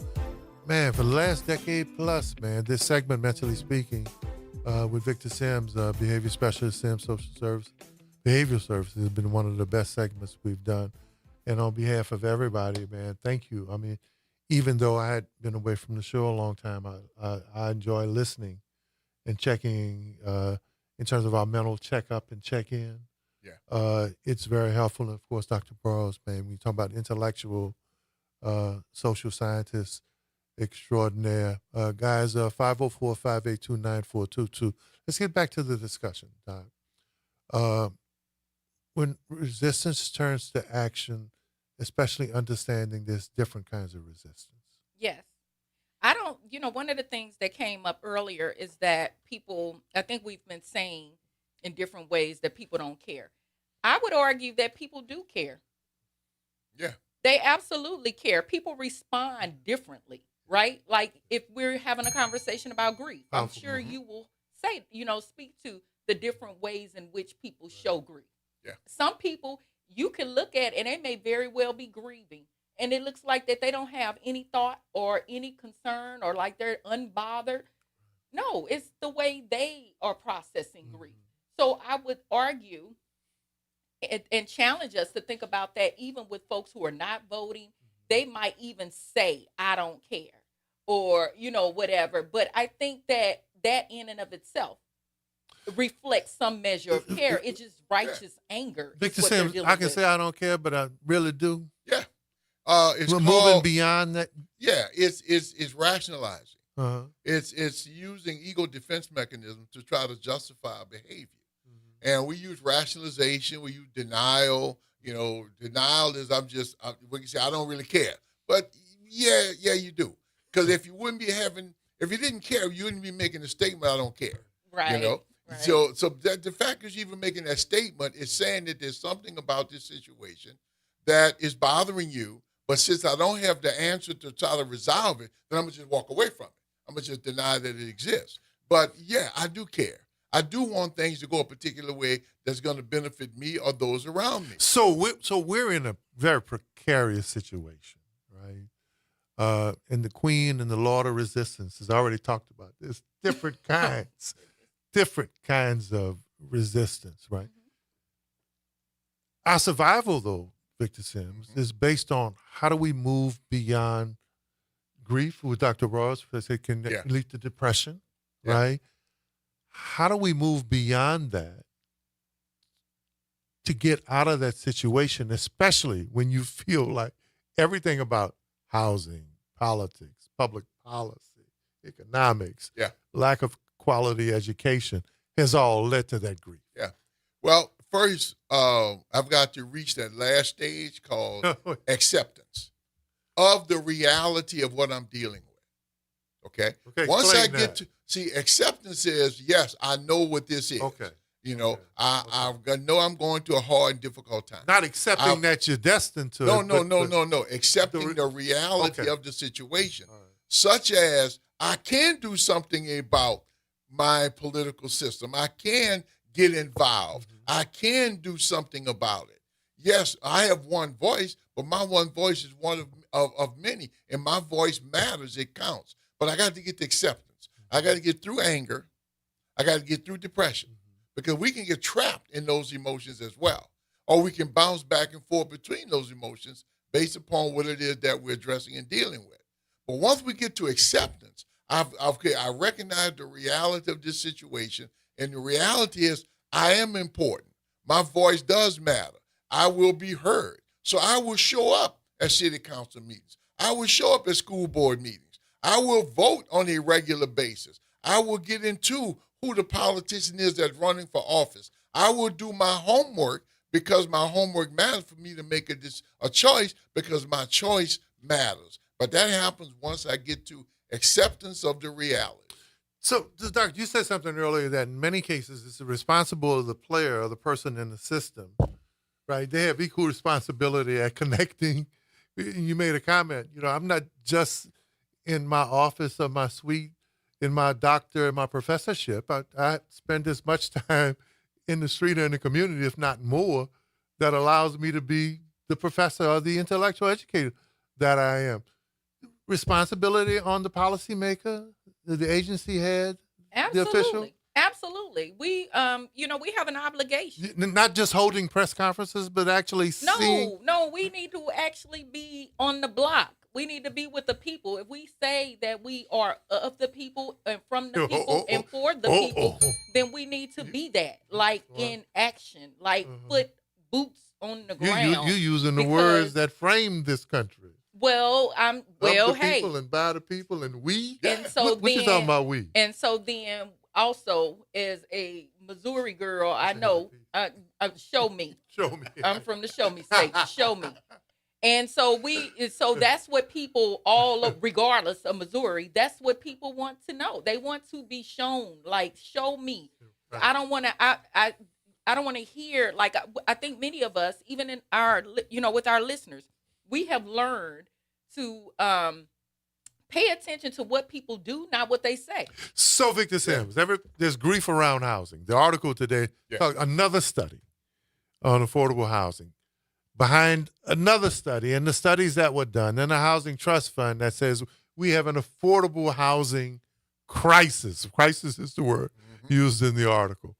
So if we have an affordable housing crisis, then and there's grief based upon it. There's grief around housing. Who's a responsibility to help ease that grief, especially if the numbers are getting worse? Well, again, it goes to that individual who, in getting themselves motivated to be heard and to feel as though their voice can be heard, and to show up at the policy meetings, at the city council meetings, at the decision makers meetings, to show up and let themselves be heard. See, one of the problems we have is that, again, if the individual feels as though they're not important enough in order to express themselves, then they want to express themselves. So those individuals who now make the decisions will make decisions based upon their own concepts.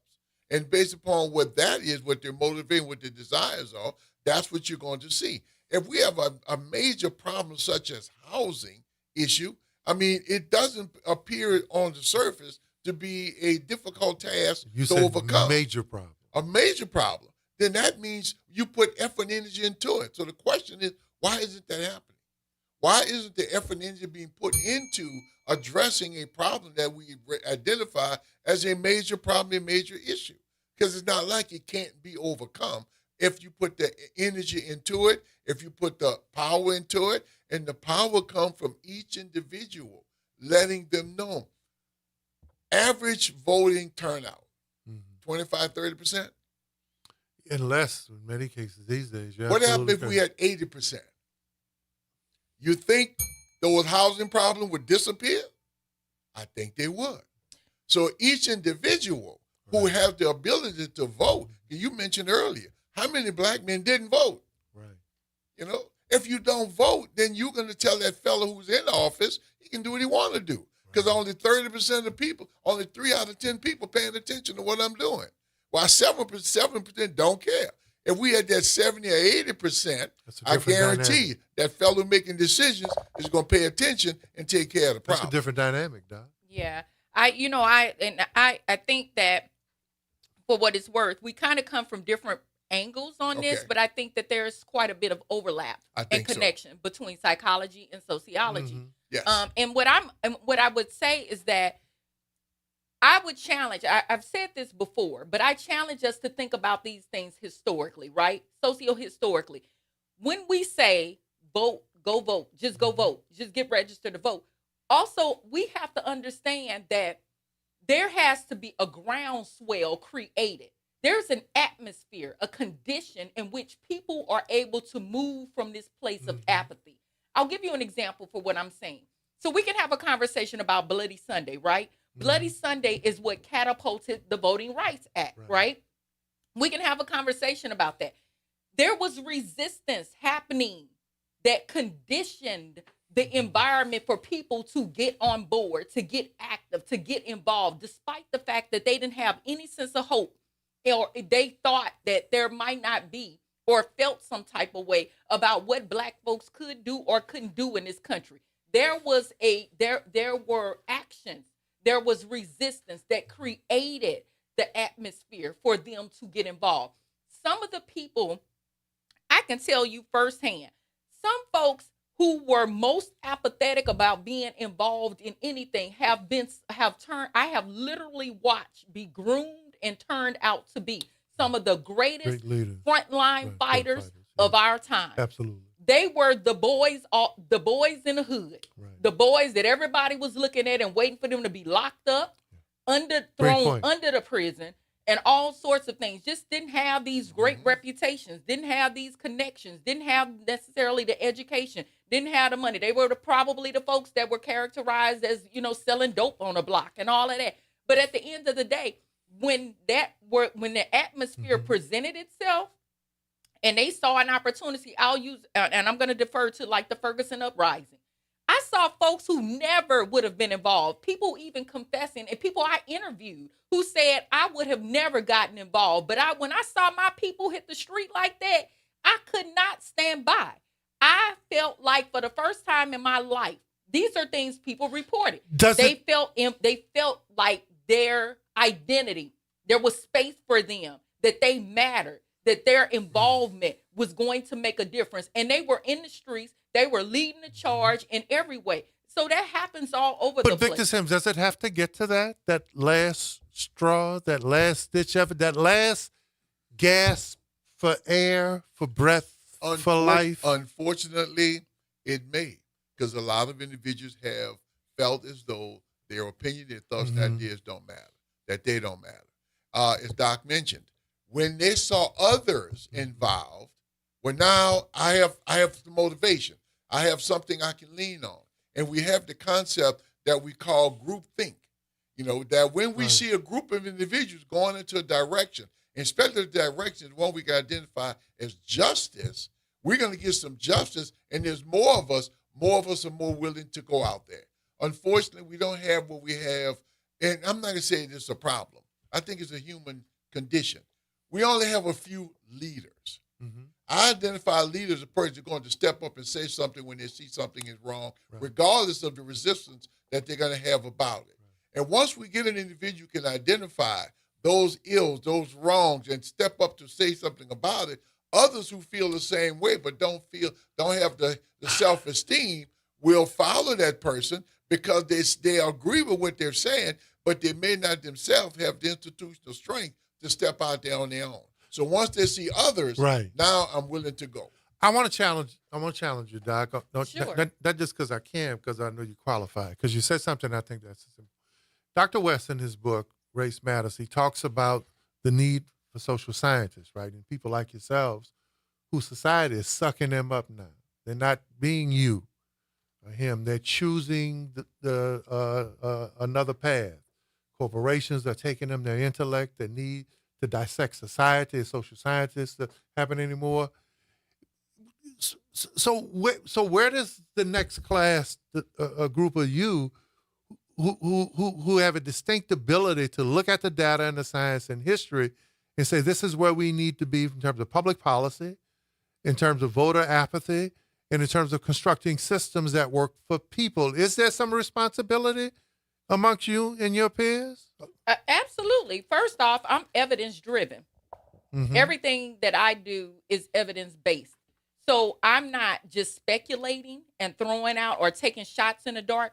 I'm on the ground talking to the people and then putting into motion what I learned from the people. Right. And so and the other piece that I want to be clear about is that if you're speaking to me specifically, activism or community engagement drove me to the academy. Right. The academy didn't drive me. I know that's to what it. you do, so but in that terms of starts your with me. That's my core. Your social class and your peers.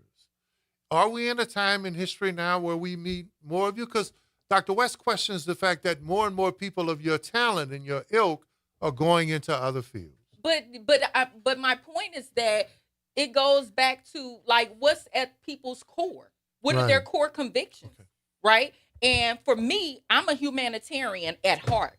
I'm that before anything else. And so also I want to be clear. I'm not just all of a sudden today Dr. Boyles. No, I'm also a girl and a product from the block. And so I know what it means to not have and every day. I know what it means to struggle from 1 hour to the next. So I'm not a person that's just spitting numbers or spitting responses based on conversations with people. I'm also a person that have lived that. Absolutely. So there's a whole other element to that is very much rooted in my core that drives me professionally and otherwise. I stay there. One size don't fit all. Call her 504-582-9422. Powerful, important discussion. Not just about grief, but about public policy and voter apathy. And how do we motivate people in this country? Miss Brenda, thank you for holding. You're on with Dr. Boyles, Victor Sims, and OT. Good morning. Good morning. Good morning. I am so happy to hear the discussion that you're having today because I often hear, oh, the kids are not getting civics in school anymore. Well, whose responsibility is that? Yes. Students don't set their curriculum. Good point. But to make this short, I want to announce that we are having what we call an Activating People Power event on Saturday, September the 5th, 2026, from 11 a.m. to 1 p.m. And we're asking the community to join us in focusing on why you should have a reason to vote, or what is your reason to vote. Oh, that's great. Great topic. We're going to discuss the reasons why you should vote and also the importance of serving on juries. We should have been doing that. That people should have been. That's awesome. Should be judged by a jury of their peers, but if their peers continuously say, oh, that takes too much time, I don't want to do that, where are they going to get them from? So we have to think about our role in what is happening today. Stop pointing the finger at others and point it forward. Right. What do we want of our leaders, and do we hold them accountable after they are elected? So we're going to have an opportunity for the public to speak back. But we're also going to have some experts in the field. We're going to have Norris Henderson, who's with the organization called VOTE, and we're also going to have Will Snowden, who's with the Juror Project. And for those of you who are very active in this area of the community, you know that both of these are very powerful gentlemen who will speak the truth. The event is open to the public. Light refreshments will be provided, and it will take place at St. Joseph the Worker Catholic Church, 455 Ames Boulevard in Marrero. And we're targeting 2 specific groups, young people, and that's beginning at age 14, because we can't wait until they're 40 to start educating them. And for as long as you consider yourself young, whether it's 30, 40, 50, whatever, that's a targeted group. Another targeted group is formerly incarcerated people who may not know that they can vote and who don't understand the power of their vote. What we don't have in money, we have in people power. We have to show up. It's not enough to just register to vote. You have to exercise that right. Thank you. So again, I appreciate your conversation, and I ask everybody, this is on the West Bank, and it's targeting that West Bank population that hasn't voted regularly, and also those who have. But we're encouraging you to come out. You don't have to be in one of those particular groups. You can just be someone who's interested. You don't have to be from the West Bank. Just show up. We got and again, that's on September the 5th, 2026, from 11 to 1 at 455 Ames Boulevard. Thank you for your time. Thank you, Ms. Brenda. Thank you so much. We're going to go to Really break. good We're going to break. Victor Sims, you're talking about if you consider yourself young. I'll never forget, I called my grandfather old man one time. And he stopped me. He said, "Hey, man, you not." He said, "Hold on a second." He said, "There's young men and there's dead men." He said, "I ain't dead yet." So if you're still around, you still young. Still here. You still young enough to participate. And as we go to break, I don't want to lose this opportunity, man. I want everybody's prayers and hearts to go out to, not too long ago, I lost a very good friend of mine, Lower Ninth Ward legend, Dexter Joseph, former controller at the Sewage and Water Board. And when you talk about from the block to a CPA and accountant, young man who turned his whole life around. He was an inspiration. So my hearts and prayers go out to my friend since the 2nd grade, to him and his family, the late Dexter Joseph, his wife, and his family, surely missed. We're going to go to break. When we come back, talking about one kind of grief, but how do we begin to kind of wrap up this conversation of where do we go? Intellectuals and social scientists like Dr. Burroughs, behavior specialists like Victor Sims, and me, Lil OT. We'll be back after the break. WBOK, 12:30 a.m. All day long. All day long, baby.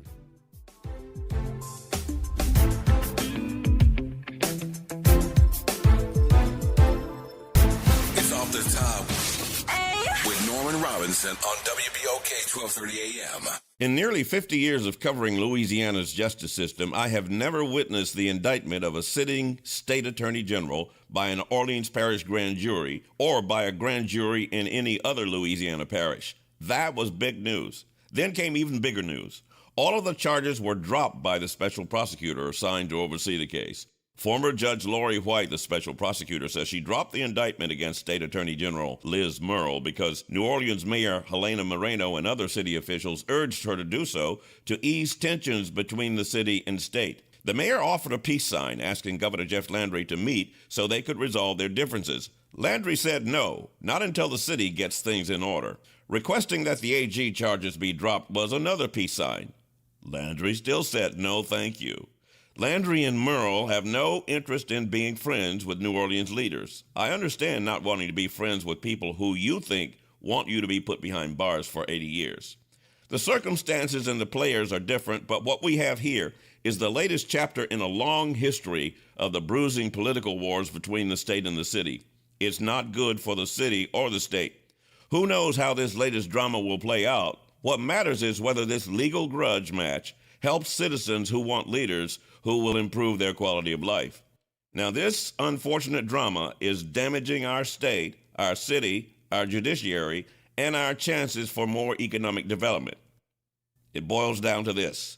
It's a cartoon with characters bashing each other, and it's not funny. We deserve better. This is Norman Robinson, Off the Top. Psst, come close. No, closer. Have you heard about the new blues show? It's the Blues Buffet with Jay Boogie, serving up all the blues you love to listen to. Hey, New Orleans, it's Jay Boogie inviting you to join me for the Blues Buffet, the best soul blues mix on the planet. Happening Saturday night at 9 o'clock, right here at 12:30 a.m. WBOK, what New Orleans is talking about. Climate Hope NOLA presents this month's climate keyword, adaptation. Climate adaptation means preparing our communities for stronger storms, hotter days, flooding, and rising water. That means planting trees, restoring wetlands, protecting homes, and helping families recover stronger after disasters. In New Orleans, resilience is part of who we are and how we survive. Learn more, stay informed, and take action with Climate Hope NOLA. Visit Team Hope NOLA on Instagram to learn more. What if you could pull up a chair at the same table as your doctors? Join me, Kimber White Dupree, as I welcome board-certified physicians, Dr. Princess Dinner and Dr. Darlanda Reno Harris. For Table Rounds, we're bringing those meaningful medical conversations out of the hospital and into our community. Health topics that matter most, from the health disparities and menopause to mental health and much more. Table Rounds with Dr. Princess Dinner and Dr. Darlanda Reno Harris. Every fourth Monday at 10 a.m. on the front porch, because better conversations lead to better health.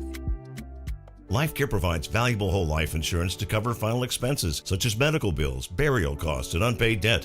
A final expense insurance policy is fast, easy, affordable life insurance that's available to anyone between the ages of 50 and 80. No medical exams, no lengthy questionnaires, and no waiting period. The application process is quick and easy. You can even apply without having to undergo a medical examination. Just answer a few questions and we'll do the rest. With the average funeral cost skyrocketing to $11,000 and Social Security only paying $255, you need simple, affordable peace of mind for you and your whole family. Don't leave behind unpaid expenses that, if left unattended, will burden your family tremendously. Benefits include a guaranteed premium that will never increase, a guaranteed cash value, and a guaranteed death benefit that can never decrease. To find out how you can get final expense insurance with a guaranteed lifetime rate lock, call LifeCare at 800-571-9955. That's 800-571-9955. 800-571-9955. Good morning, wake up. The Good Morning Show. Good morning. On WBOK.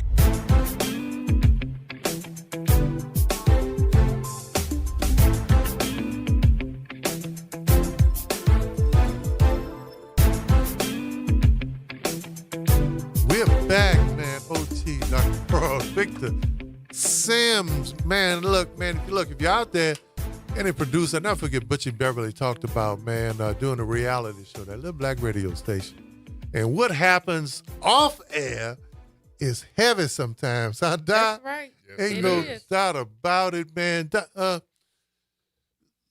emotions, can you get rid of grief, or do you just learn how to live with it? You learn to live with it. It is part of our existence. Mm-hmm. That's why it's not just relegated to a death. You know, any form of a loss, we go through an emotional change. We become creatures of habit, you know, and we look for things to be a consistent way. Well, the one thing that's consistent in our life is change. And change means we're going to lose.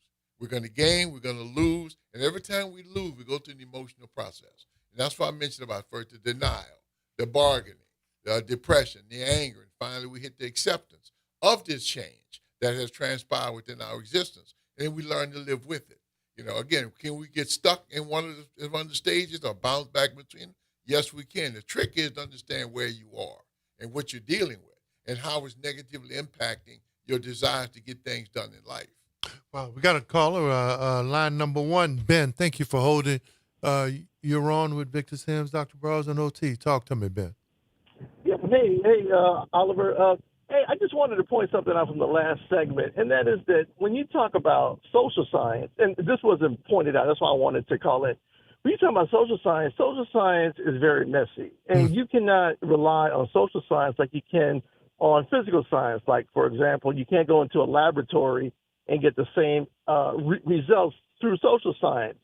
Social science deals with people, and the data, the so-called data that social scientists have, changes from one day to the next, from 1 month to the next, from 1 year to the next. And so it sounds to me from listening to the lady, I believe her name was Dr. Boyle. Is that right? Yes. Yeah, absolutely. Yeah. It sounds like she has already found out what her answer is, and now she's looking for data to back it up. But when she talked about the Michael Brown riots, I wonder if she would apply the same to the January 6th riots. Okay, And thank you, Ben. Appreciate you, man. Yes, thank you, because this is part of the disinformation and misinformation with education that we've been speaking about.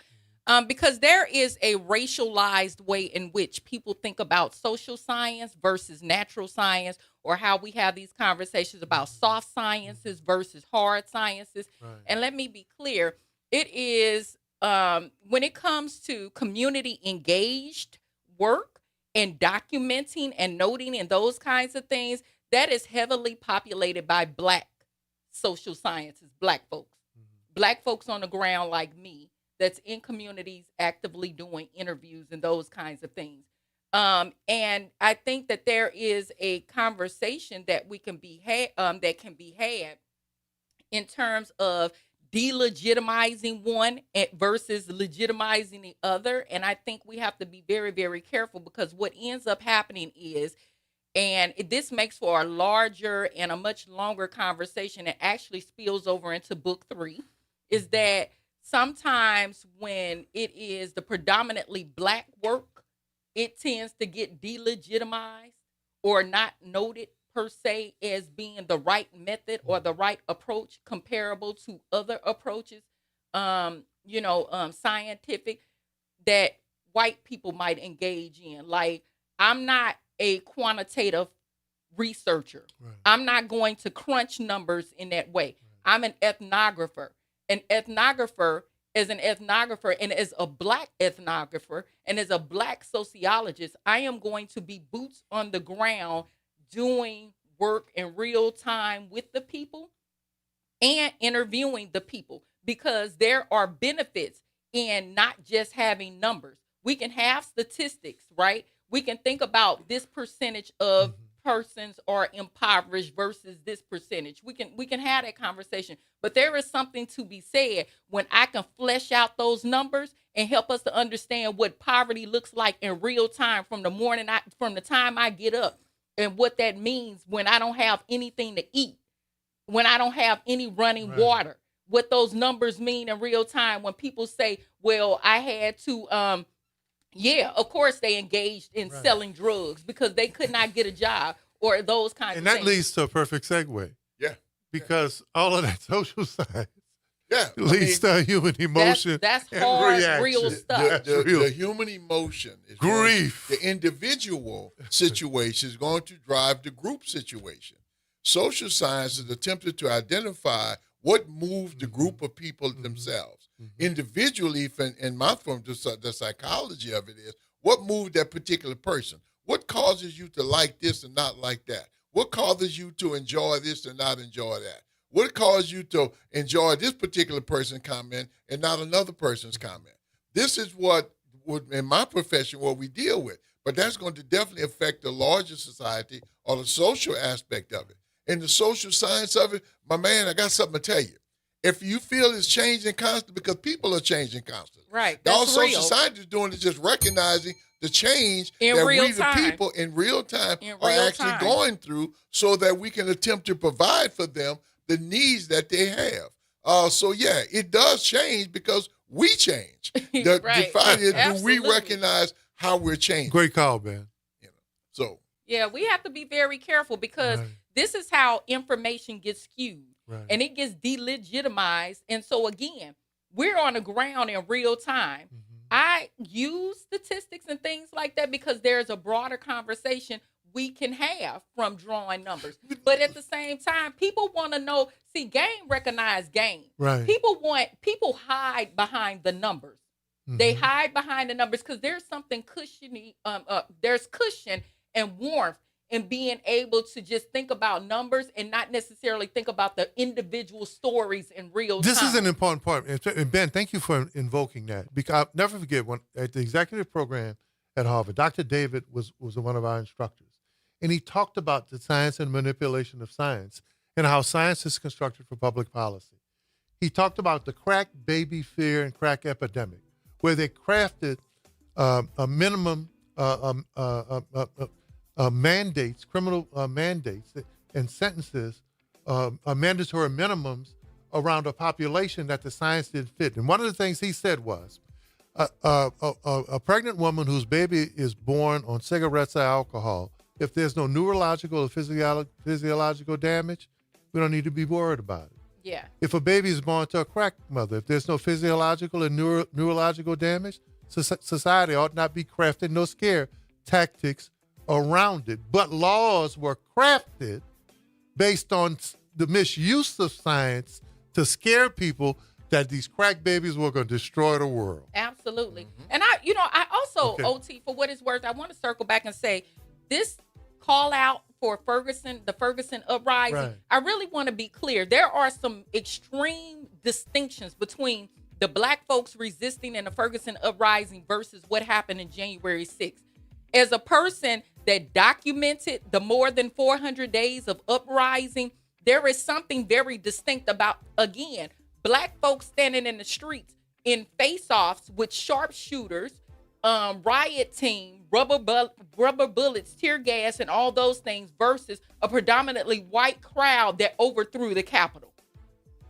I want to be very clear. There's a lot of distinctions there. And that, too, is very racialized. So we have to be careful to not further disparagement and to also not muddy the waters, so to speak.